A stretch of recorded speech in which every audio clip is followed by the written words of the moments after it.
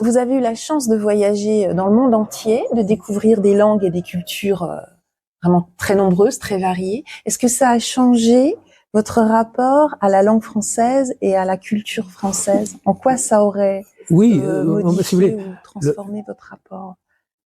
Je vais raconter une anecdote. Quand j'étais envoyé au Cameroun en tant que coopérant, j'ai passé 1 an au Cameroun. Je sortais de la FEMIS et de Louis Lumière, j'étais diplômé. Et la première chose, j'ai quelqu'un que je viens de toi tu seras, vous serez mon assistant, etc. Il me dit, mon père voudrait vous rencontrer, il est chef de village, bon, j'étais arrivé un jeudi, je vais le samedi avec lui, on fait, je sais pas, 5 heures de bagnole, de 4L, on arrive dans un village complètement dépeuplé, il y a un type qui annonce notre arrivée en jouant au tam-tam, il me dit, voulez-vous manger du poulet ou du poisson? Poulet, d'accord. Tout le monde arrive avec des poulets, et pendant ce temps-là, il me présente son papa. Et son papa est un vieux monsieur qui me reçoit dans sa case en poteau et en paille. Et le monsieur, il me prend la main. Donnez-moi votre main. Il me regarde comme ça, il a la main toute mouillée. Et il me regarde. Et je l'aime. Et c'est hors du langage. Et je me dis, mais ce monsieur, je le comprends mieux que mes confrères, mes condisciples de la FEMIS, qui connaissent les génériques par cœur. Mais moi, ce monsieur-là, il me plaît. Par son expérience en Afrique, Jean-Jacques Hano illustre ce qui se joue lors d'une rencontre interculturelle. Tout d'abord, il y a un décor, une ambiance, des sons, d'autres coutumes.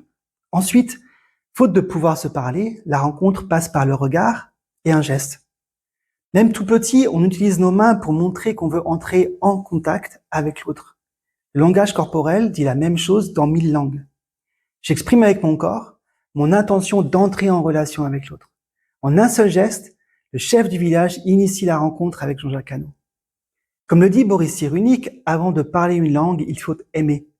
Apprendre une langue, ce n'est pas seulement retenir des mots ou des règles, c'est aussi apprendre à y mettre son cœur et des sentiments.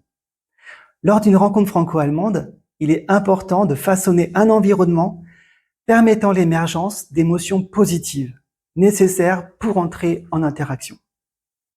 N'hésitez pas à me contacter au CTF si vous souhaitez initier des échanges franco-allemands. Et donc, si vous voulez, bon, après, j'ai été faire une démonstration de quoi servait un couteau et une fourchette devant le village qui jouait du balafon. C'est pas des mots, c'est des attitudes. Oui. Et le village se met à danser quand je prends le couteau, la fourchette, et je commence à découper un poulet qui vient de griller. Mais il y avait aucun mot qui a été échangé. Il y avait de l'émotion. Il y avait de l'amitié, de la fraternité. Et j'ai commencé à m'intéresser évidemment à la philosophie bantoue, etc. C'est au-delà des langues. Je fais un métier qui est au-delà de la langue parlée. La preuve, c'est que l'autre jour, j'ai présenté Le nom de la rose à Bologne, dans la version originale qui était en anglais.